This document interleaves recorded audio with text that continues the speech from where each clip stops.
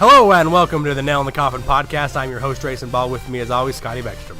Dre, in midst of all of this free agency confusion, let's not forget what's most important. JaVale McGee re-signed with the Warriors for a year. Right on, JaVale McGee. Congratulations for walking your way back into the NBA Finals. Welcome back. We're so glad you joined us today on our Nail in the Coffin Podcast. We got a great show for you today. We're glad you joined us. We are amped up with everything that's going on in the NBA right now. NBA Summer League, NBA Free Agency. Got a lot of stuff to catch up on. We've been out for a couple of weeks, but we're excited, ready to go. We're going to jump back right in with the NBA Free Agency. We're going to start with a few things that have happened a few weeks ago, but we haven't covered them on our show, so we'll jump right into those. We're going to start off today with Gordon Hayward and his decision to leave the Utah Jazz and go to the Boston Celtics. Obviously devastating for us because we live in Utah and we're big Jazz fans. But Scotty, what did you think? I know you thought this was the best decision for Gordon Hayward. Give me your thoughts about what you thought about his decision to go to the Boston Celtics. I really did think it was the best because it gives him the best chance to compete. Maybe not the best chance to have money or a legacy, but it gives him the best chance to compete, and that's what he wants to do with Brad Stevens. And I know it was hard on a lot of Jazz fans, but I saw it coming. I'm sorry that a lot of Jazz fans were a little bit blinded to it, thinking he would stay and be a legend, but it just makes sense to me. Yeah, I mean, you say it makes sense to you. It doesn't make sense to me. Like I was saying probably in our last episode, I don't think that it makes a whole lot of sense to him. And here's a couple reasons why. One, he could make more money staying with the Utah Jazz. Yeah, we know that. He was beloved here. Probably not like any other Jazz player has been since, John Stockton, Karl Malone. Even Deron Williams didn't really get this much love, I didn't feel like. But I really feel like he could have made more money here and just had a better legacy and a better career here in Utah. Secondly, I don't agree with you saying that it's a better chance to win. The reason why is because he's not going to get past LeBron anytime soon in the NBA Finals, unless LeBron leaves for somebody. And now Kyrie's going. We'll get into that a little bit later. But I don't think it gives him the best chance, at least for next year. And maybe he's looking farther long term. And I think long term he's better with the Jazz, and he could have built something here. But obviously it's hard for me, and I'm devastated as a big Jazz fan, and it probably impacts you a little bit less because you're more of a Lakers guy. But I don't know. I didn't think it was the right move, but of course I'm a little bit loyal more to the Jazz than anyone else. You gonna burn his jersey? No, I'm not. I'm not that. I don't. It doesn't. I paid money for that jersey, and it's I'm not gonna burn his jersey. It's I respect his decision. I'm happy for him that he's made the right decision. What he feels like is best for his family and his career, and so kudos to him. But I'm not gonna burn his jersey. The big question for me now is with, like you said, we'll get into Kyrie a little later, but with Kyrie potentially leaving, do the Celtics become the Eastern Conference favorite? No, I don't think so. I mean, unless they trade Kyrie to the Celtics, which I don't think they'll do. Unless they got still back. take LeBron and Love over the Celtics. Yeah, I'll take LeBron over just about anybody at this point. Except the Warriors. Except the Warriors, because obviously they've got a couple of all timers. But like I said, I think I don't think the Celtics are the favorite. No, I think unless they trade Kyrie to the Celtics, but.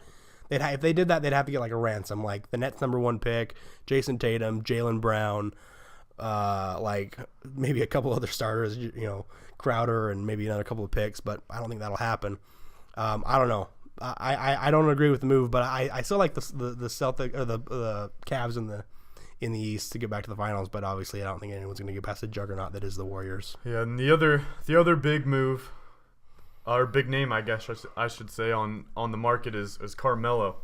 Right. Now, he's a little bit washed up, not exactly what he was a few years ago or what he was with the Nuggets, but there's rumors saying he wants to play in Rockets. That's his #1 destination. Mm-hmm. Teaming up with Chris Paul and James Harden, does that put them to the 2 seed, or does that knock the Warriors out? Does a Melo with the Rockets get the Rockets to the finals? I think they're a 2 seed now.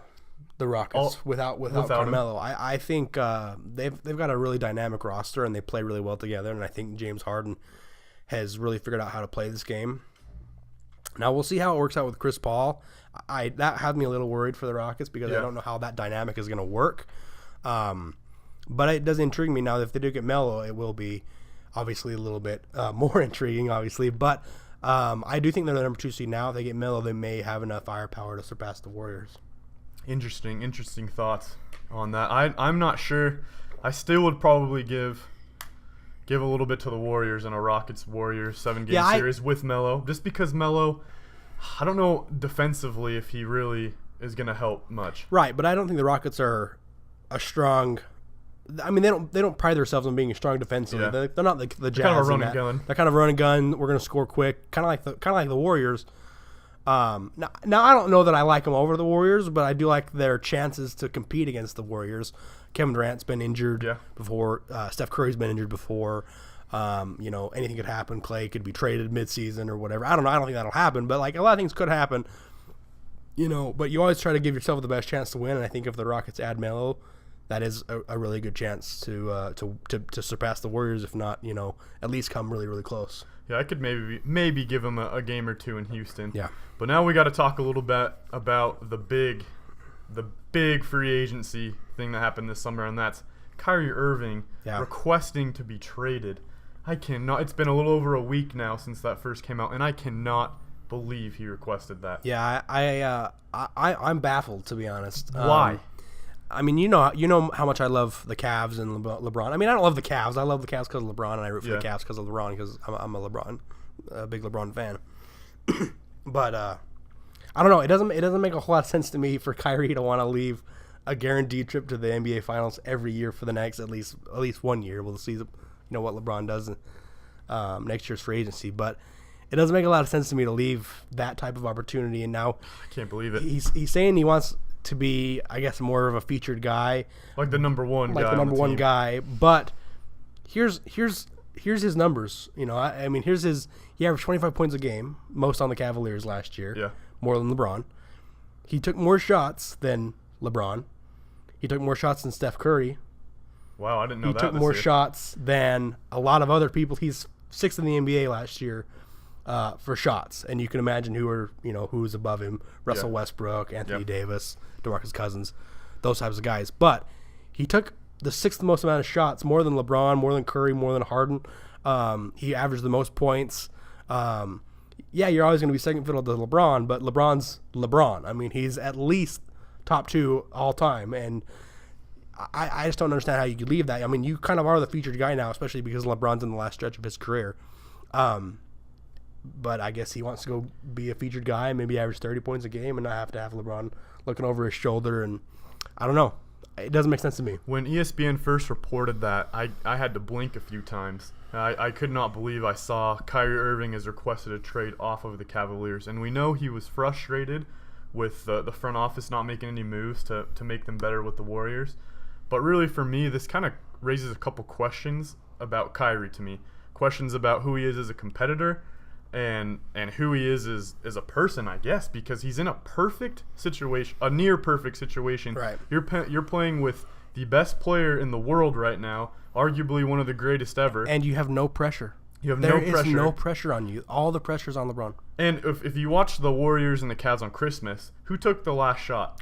Kyrie did. So it's not like... And LeBron wants him to take the last shot. Exactly. LeBron doesn't want to take the last shot. It's not like LeBron. LeBron is an extremely unselfish player. Now, I'm a huge Kobe Bryant fan, but he was a little bit selfish. LeBron is a completely unselfish player. So I don't know what Kyrie is thinking, saying, I want to be the number one guy. I want to be the man. Dude, you're playing with the best player in the world, and he wants you to be the man on the team. This makes no sense to me. I honestly thought at the start of the year LeBron was pushing for Kyrie to be the MVP. And he had it probably, I think was his best season as a pro in the NBA, with LeBron, just trying to dish him the ball every possession. But I don't know. The other thing about what you were saying earlier is Kyrie gets to take the last shot. If he misses the last shot, all the blame's going to fall on LeBron, because people are going to say LeBron should have taken the last shot. It shouldn't have even been Kyrie. Exactly. And if he makes it, he's the winner. He's the GOAT. He's the hero. So he's the hero. So he's not. It's like a win-win situation if he misses the last shot or if he takes it and makes it. I just could not believe Kyrie would, as a competitor. I mean, is it who is this to blame? Is this the Warriors because they're so good? Kyrie's just throwing in the towel, or is this?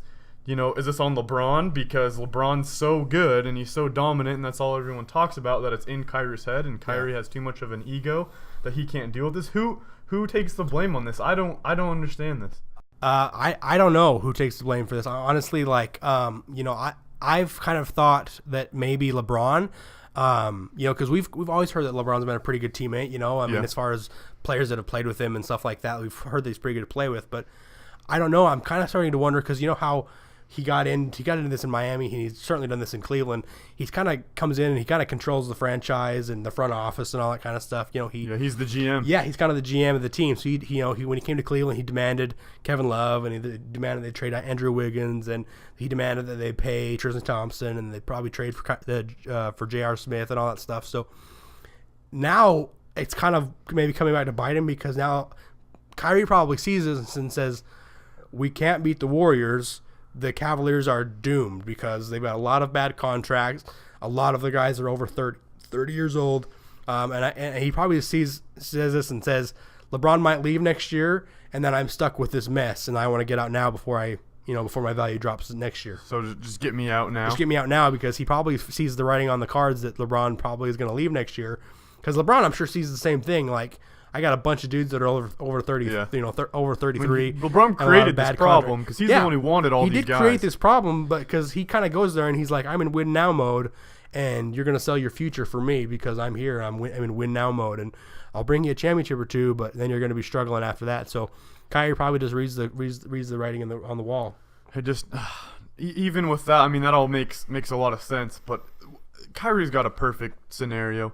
He's going to go to the finals every year. He's with LeBron. He's an all-star, one of the best point guards in the whole NBA.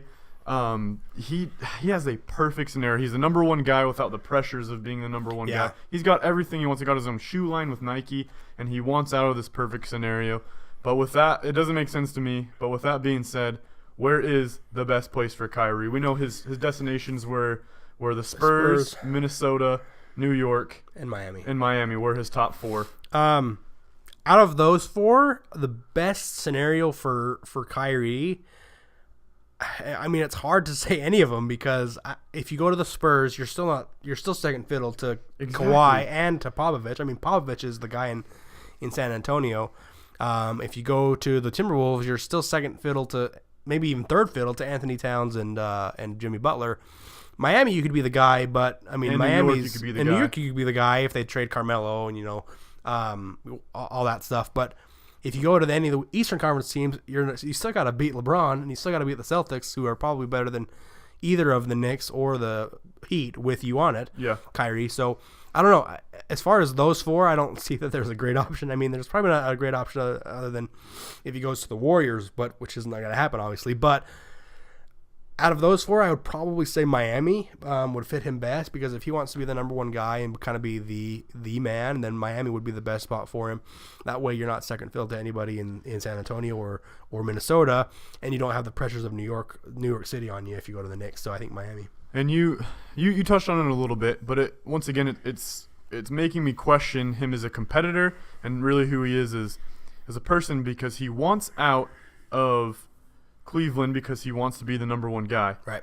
But yet he puts Minnesota and the Spurs on his destination list where we just covered he would not be the number one guy. Right. Though he would go there if he wants to compete, which if he wants to compete, then just stay with LeBron. You're going to get to the finals. Exactly. So that's why this is really confusing to me. And you're right. If he wants to be the number one guy, Miami or New York is a great place because it's big cities, and he would be the best player on the team. Assuming Melo leaves, which we are assuming. And he's 25, and if he goes to New York has typically been heralded as a good free agent destination. Miami's always been a typically good free agent destination, except for the fact they didn't get Gordon Hayward this year. But he could have the chance to kind of recruit some free agents in the next coming years and kind of build something in Miami or New York. Again, if he wants to go to the Timberwolves, I don't understand why, because you're still not going to be second. You're still not going to be first fiddle, and you're not going to beat the Warriors anyway. And you might as well go with Cleveland and get to the finals. Maybe not even get past the Rockets. If Melo goes to the Rockets. Exactly. So you might not even get to the Western Conference Finals. You might be beaten out in the first or second round, depending on how good. Because we don't even know if it's going to work in Minnesota. Yeah. And I think it will, but anything could happen. Why not just stay in Cleveland, ride it out for another year? See if LeBron stays, see if LeBron goes. Maybe they make a few moves. Maybe they trade Kevin Love. Maybe they do this or that. at least you're going to the finals every year. I don't know. And that's why that confuses me with those 4 choices that he listed. He's got 2 completely different. He's got where he wants to be the number 1 guy and where he wants to compete. And once again, it just doesn't make sense. But if Kyrie does end up signing with San Antonio, the Spurs, do you see the Spurs winning the Western Conference? Maybe beating the Rockets, beating the Warriors? No. That's a pretty good team with Kyrie. Yeah. I mean, any team Kyrie goes to is going to be significantly better. A playoff team. Sure. I mean, let's go to like the Nets or something like that. But I don't favor anyone right now over the Cavs or the Warriors, unless he goes to maybe the Celtics. Could give the Cavs a run if they trade. But again, if the Cavs trade Kyrie to the Celtics, they're going to get a huge haul back. Yeah. To where it's kind of going to balance things out again. If he goes to anyone else other than maybe the Timberwolves. I don't know. I don't see anyone else, any other team giving the Cavs or the Warriors fits, except for maybe the Celtics if he goes there.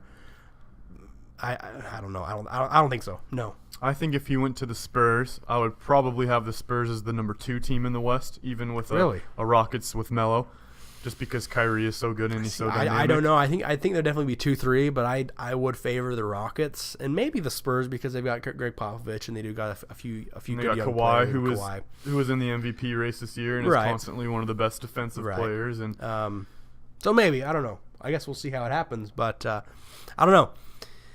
Crazy story. Any chance he stays in Cleveland that the Cavs just say nope? Have fun reporting October to training camp. No, I don't think so because it's kind of like when you after you've taken your divorce papers to the lawyer, it's kind of like you don't go back and say, "Hey, baby, let's work this out." So never mind. I think it's done. I think it's severed. I think hopefully in the next 30 minutes while we're doing the show, the story breaks of where he's been traded. That would be awesome. It's been a week, and nothing's really happened with the Cavs. It's almost like the Cavs are stalling. I mean, they're trying to just get the best offer, I'm sure, because they've seen the Pacers trade Paul George and not get a lot back, and they've seen the Bulls trade Jimmy Butler and not get a lot back. So they're probably just searching and getting it, probably trying to get the best deal possible.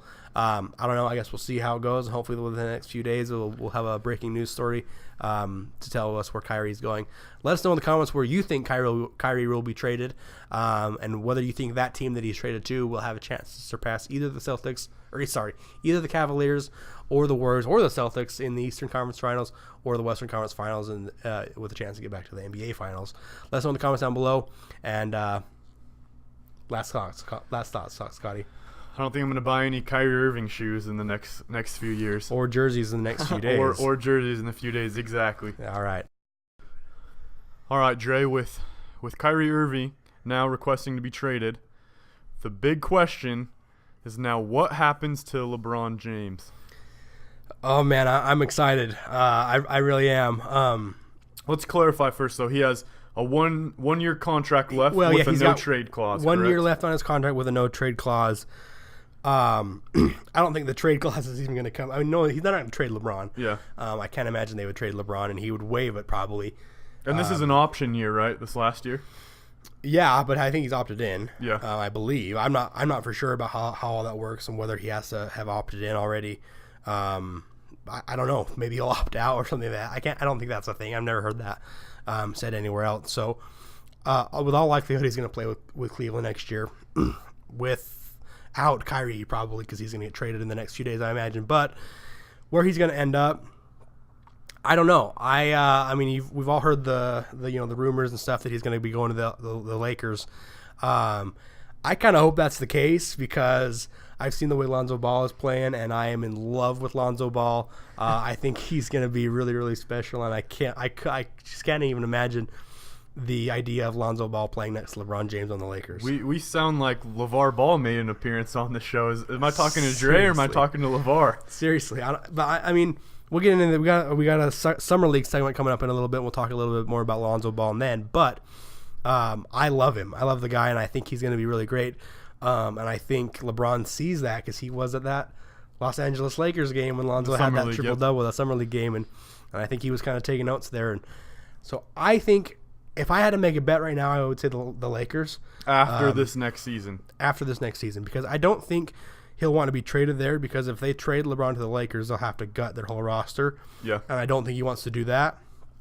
So that's why he's like I said, the no trade clause. Even if they try to trade him to the Lakers, he can just waive he can enforce his no trade clause, so that the deal wouldn't even go through. So, and as a Lakers fan myself, I would be so excited. I would be so happy if LeBron went purple and gold. But looking at this from LeBron's point of view, as a competitor, I mean, we look at the roster now with Lonzo and Brandon Ingram and Lopez and Julius Randle, and then you put LeBron in there right as well. Maybe that's not exactly going to get you to the finals with those 5 guys, but LeBron being LeBron and the recruiter he is and the great GM he really is, he could get Paul George or someone else to join him. Yeah, I mean, we've always. I mean, the other thing is we've all heard the writing on the wall that Paul George is wanting to go to the Lakers too, and once he plays one season with Russell Westbrook, I think he'll make the final decision to go to the Lakers. He'll be like, I should give Kevin Durant a call. Right. He'll say he'll ask Kevin Durant what's the best route to get out of there. What's the fastest way to the airport? So so yeah, I mean, I don't think they'll keep Brook Lopez past this year because he's on a bad contract. He can't spread the floor. I think LeBron James is looking for someone like a big center that can spread the floor and is a good rim protector. But I'm just saying, if you got Paul George to the Lakers and LeBron to the Lakers, you got Lonzo Ball, Paul George, Brandon Ingram, LeBron James as your 4 of your starting 5. Plug in a center or another big there that can stretch the floor.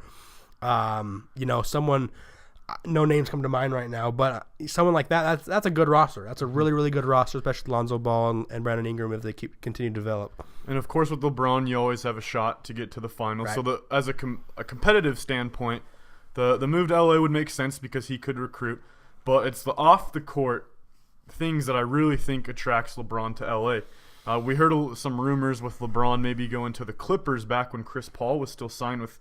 So there's kind of a big LA thing. He wants to be in LA, and he has a home. He has a home in Brentwood, right?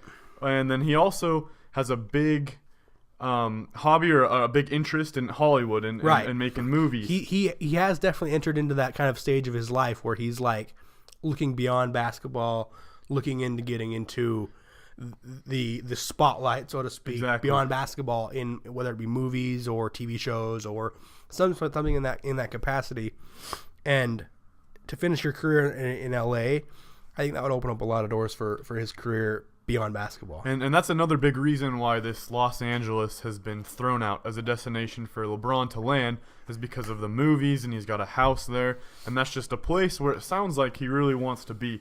And that's why there's this big attraction to Los Angeles. And like I said, I would be so excited if LeBron went there. I would be thrilled. And you know me, I'm not a Lakers fan at all, but I'm a LeBron fan, and I don't think that it's bad to be a fan of one player and just follow that player wherever he goes, regardless of the team that he's on. I was never a Cavs fan before LeBron was there. I was never a Heat fan before LeBron was there, and I'm not a Lakers fan. At least you'll admit it. Yeah, I'm not. If LeBron leaves the Cavaliers, I'll probably not watch another Cavaliers game in my life, unless it's like the NBA Finals and they're there for some reason. But yeah, I don't think that's the problem to follow your favorite team, follow your favorite player to a team that he goes to, even if you don't like that team previously to his arrival. But I think it would be amazing. I would be the first in line to buy a LeBron jersey from LA. I'm probably gonna get a Lonzo jersey as well.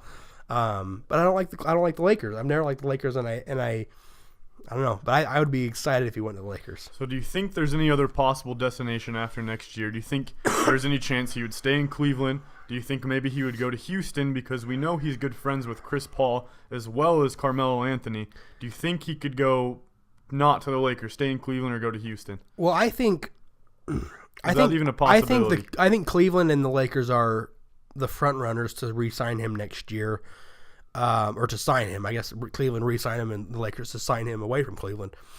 Any other team would be the third in line, in my opinion, because maybe the Rockets, but who knows if they get Carmelo, maybe he'll think it's a little bit more attractive because he can go play with Carmelo and Chris Paul, and they've always wanted to do that. So, and that's a really good team right now, and so maybe I think Rockets might be the third in line if they do get Carmelo.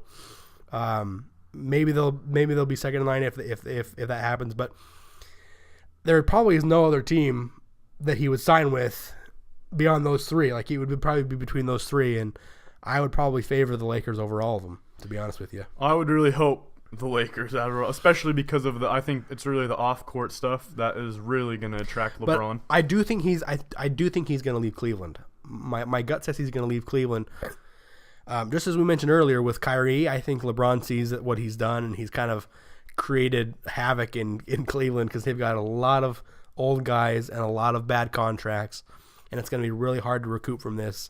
And I don't think that he's going to be able to stay there long enough for them to kind of recoup some of their losses and build another title contending team. So you're saying one season with Cleveland and he's off to Los Angeles? Yeah, I think so. I my gut feeling says that because I think he's always wanted to be in LA, but I do think he's going to leave Cleveland. Man, I can't wait for that 2018-2019 season then when Yeah, LeBron's on my Lakers. I can't imagine it, but it's something that I think would be amazing for the NBA to have. The Lakers good again, and the Celtics are going to be good again, and they'll probably go to that would be awesome if they met in the finals like in 2019 or something like that. That would be absolutely insane for the NBA, and I think it would just be great. That would be awesome. If LeBron and Kyrie over the next couple seasons both go over to the West, who's even going to be on the East All-Star team? Gordon Hayward. Like, who is going to be it? Yeah, exactly. Kristaps Porzingis. Jabari Parker, if he can not tear his ACL for the third time. I don't know. Exactly. Like, we have to sit here and think, okay, who else would be on that team? Because it sounds like Melo, and it sounds like Kyrie and LeBron over the next few seasons are going to all be going over to the West. Yeah, you could make a West B team, and they would still beat the East A team. Seriously. So, if that does happen, the West will probably win 271-17. Yeah, seriously. But that would be an insane All-Star game. Kelly Olynyk maybe could be an All-Star with the Miami Heat. If he's an All-Star, I'm going to turn the NBA off. Let us know in the comments down below what you think will happen with LeBron, whether you think he will end up back in Cleveland, over in LA, down in Houston, wherever. If you think he's going to leave Cleveland, let us know in the comments where you think he will go, and or whether you think he'll stay in Cleveland. Scotty, last thoughts. 2020 NBA champs, Los Angeles Lakers. I'm going to be wearing the shirt on this podcast, and we're still doing it. Nothing would make me happier. Coming from a Jazz fan who hates the Lakers, that's saying something. That's a rare. We need to save that comment he just said. That's a rare thing to hear. Let us know in the comments down below what you think. So as you know, the NBA Summer League just wrapped up, and there was a lot of interesting storylines from the NBA Summer League that we wanted to talk a little bit about. Let's jump right into probably the biggest story, or biggest phenomenon that happened in the NBA Summer League was Lonzo Ball and his impact on just the Summer League itself and his performance and kind of just the storylines that he created during the NBA Summer League. Scotty, what were your thoughts watching the NBA Summer League with Lonzo Ball being such a storyline? Well, Lakers won it. Yeah, Summer League champs. But what's interesting is the first game he played, he didn't shoot very well. He had a horrible. I can't bring the number up off the top of my head, but terrible percentage. It was like 4 for 11 or 4 for 21 or something like that. And everyone was like, "Oh, LeVar, shut up! Like your son's overrated. Lonzo was overrated. He was just all something created by his dad." And then the rest of the Summer League, he was dynamite. And not even scoring. It's just triple doubles. How he makes his teammates better, which was so amazing. One thing is I want to bring up with the triple double is it's hard to get a triple double in the NBA with professional players who are the top tier professional players. Like Russell Westbrook averaged a triple double, but he didn't go in every single game. He got one every other game on average, but to get a triple-double in the NBA Summer League who literally have just guys that they just invited. Exactly. You've never even heard of. You've never even met. They don't even know. Most of them are college guys. With them. You never hear of a triple-double in college. Like never. You never hear of it. Rare. It's very, very rare. Just because it's hard to get guys that can make shots when you pass it to them. Exactly. So, anyone can get 10 rebounds, but 10 assists is a little bit tougher. To get it in Summer League with a bunch of players who are not even pro players, it really says something to me about how well he can get the ball to where he wants it to go and how he can just makes his teammates better. And if you watch some of those later games, his passing was great, and it was his vision. He can see. He's a true quarterback out there. He can see when people are open, and he can give it to him. And he was very impressive. And it was actually interesting to me because I had some buddies at those Summer League games in Vegas who watched Lonzo. They were there at the Celtics Lakers game.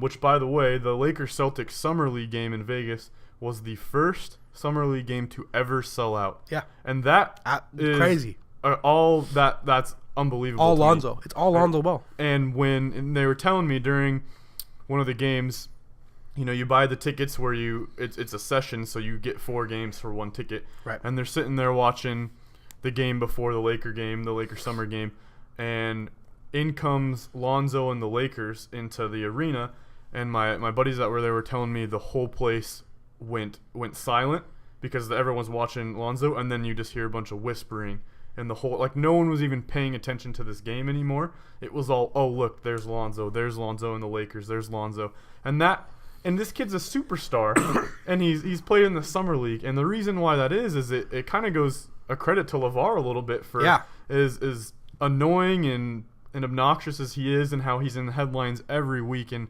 media personnel, we can't stop talking about him.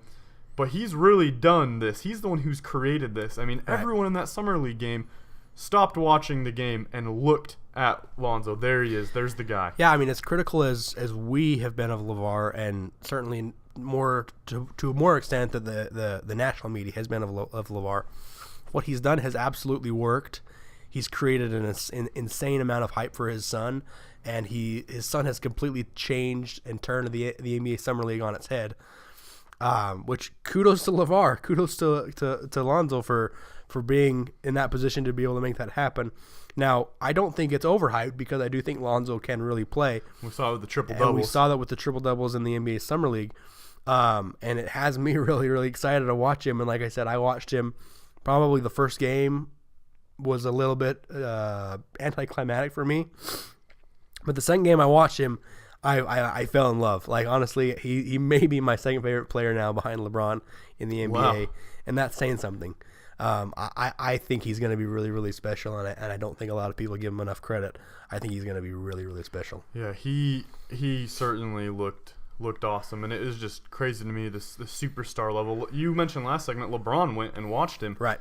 And LeBron looked really impressed at this guy. That was his triple-double game, wasn't it? Yeah, that was, I think, his first one or his second one, maybe. Wow, way to drop a triple-double in front of the best player in the world that's going to be a free agent after next season. As maybe your kind of calling card or your maybe your job interview to have him come over and play with you. Just amazing. And once again, credit to LeVar for really, really creating this, and Lonzo's delivered. That's the thing about Lonzo's. The first game he struggled, and he took the criticism, and he just came out and just flat out dominated. It was great to watch. Yeah, I mean, as impressive as he was, I think we're all anticipating what he's going to do in the NBA, the actual NBA regular season. I don't think they'll make the playoffs, contradictory to what LeVar thinks, but I do think they will be a very improved team with Lonzo.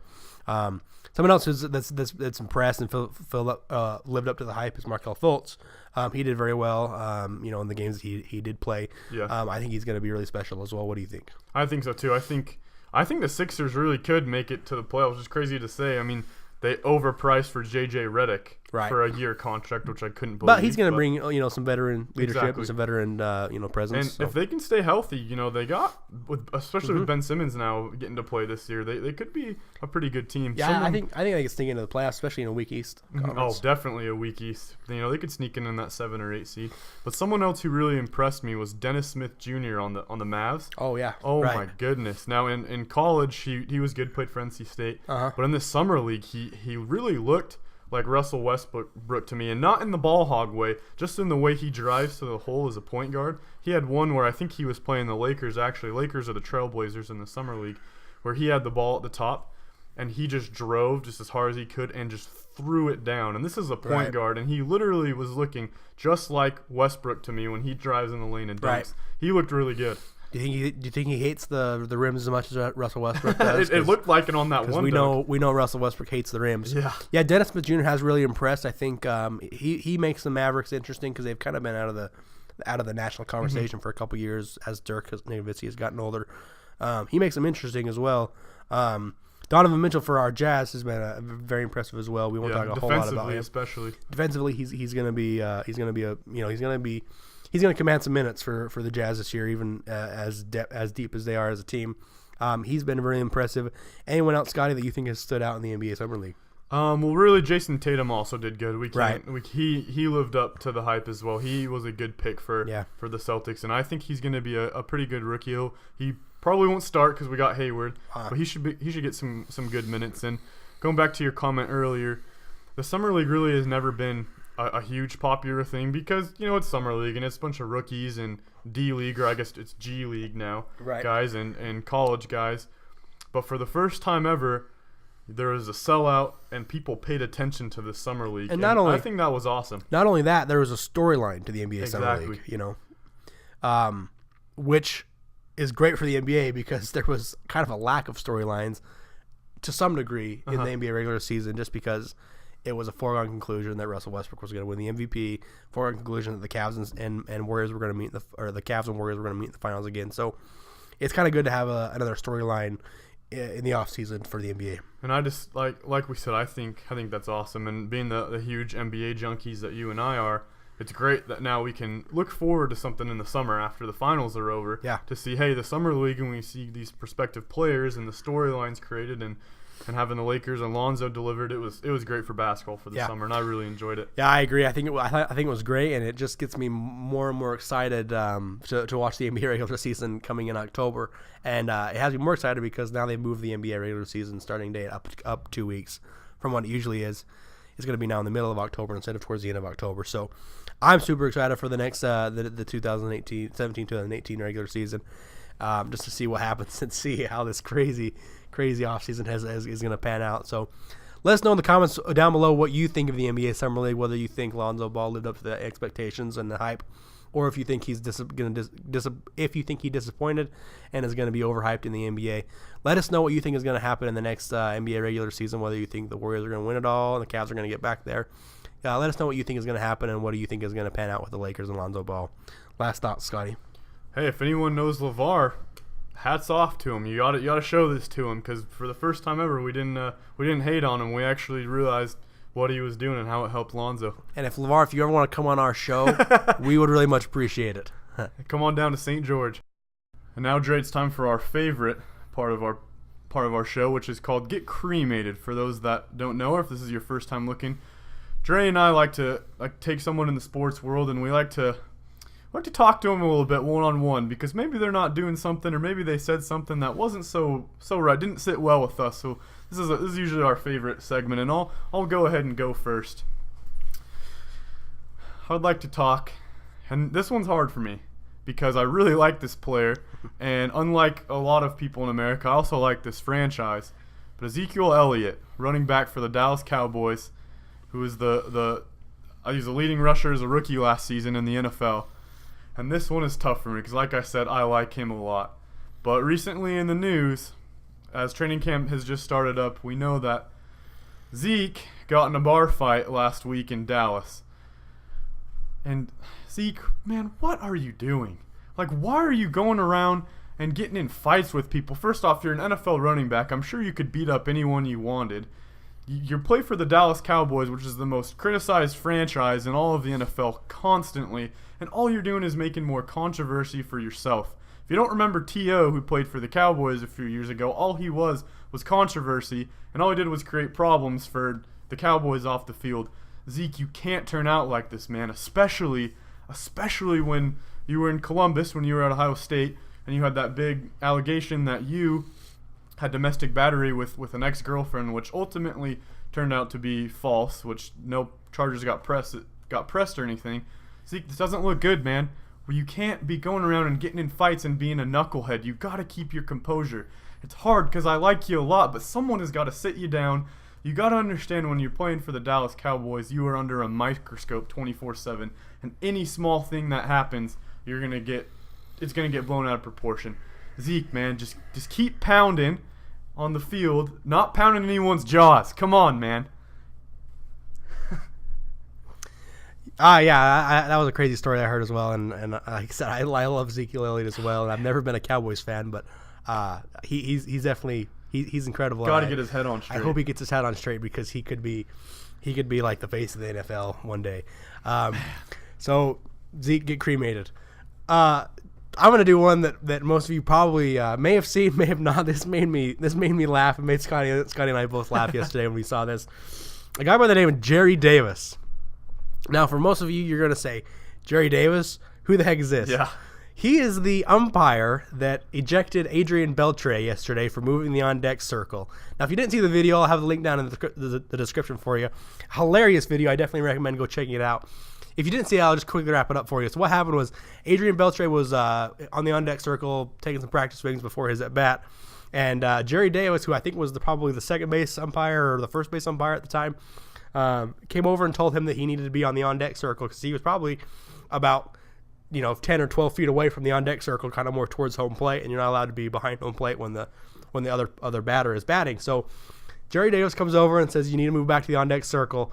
And so Adrian Beltre goes and grabs the actual on-deck circle that you can move, and he pulls it over to where he was warming up. It's a hilarious video. Make sure you go watch it down, link in the description. But Jerry Davis, come on, man. Why are you ejecting someone for doing this? Like, first of all, why are you getting mad at someone for warming up 10 feet away from the on-deck circle? Oh, man. This has never ever been a thing in baseball. People do that all the time. They warm up wherever they want to, and it doesn't really matter. And honestly, what does it matter if they're a little bit closer to home plate than you would like them? This just happens in major leagues. Let it go, bro. And seriously, this was hilarious. Don't eject him for doing this because this was so great, and I loved it. Come on, Jerry Davis. Seriously, I know you're probably an old codger, and you think he yells at kids to get off his lawn? Probably. He's probably one of those guys that laughs, or gets on his rocking chair in his porch Get and off goes my lawn, kid. Yells at people get off his lawn. Come on, bro. This is all in good fun. I hope you realize this, but come on, Jerry Davis. You gotta just let things go and be cool with some stuff. So Jerry Davis, get cremated. Ezekiel Elliott, get cremated. So that's it. That's our show for you today. We do hope you enjoy it. Make sure you comment down below what your favorite segment is or what you think of our show. Make sure you like the video, share it with your friends, subscribe to the channel. We hope to be bringing you more podcasts on a regular basis, and we're trying to get everything worked out to where we can do it more frequently. So let us know what you think in the comments down below, and hopefully everything goes smoothly so we can get more videos uploaded for you guys.